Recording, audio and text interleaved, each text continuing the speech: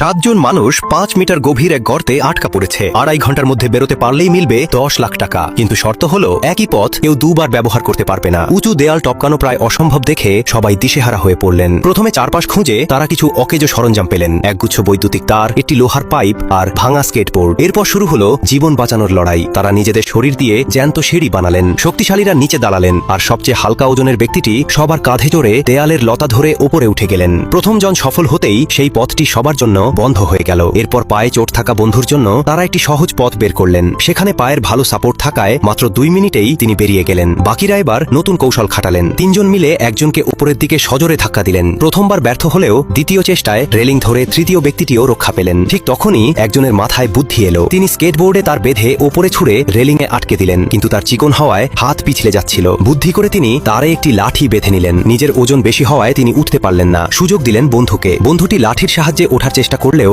শেষ মুহূর্তে হাত পিছলে আটকে গেলেন। হাল না ছেড়ে ওই ব্যক্তি আরো কিছু তার জুড়ে দিয়ে গ্রিপ মজবুত করলেন। এবার কাজ হলো। বন্ধুটি পুরো শক্তি খাটিয়ে ওপরে উঠে গেলেন। সবশেষে অন্য এক ব্যক্তি দেয়ালে ঝুলে থাকা লতা দেখতে পেলেন। কোনো বিরতি ছাড়াই অবিশ্বাস্য গতিতে লতা বেয়ে তিনি সহজেই বেরিয়ে এলেন।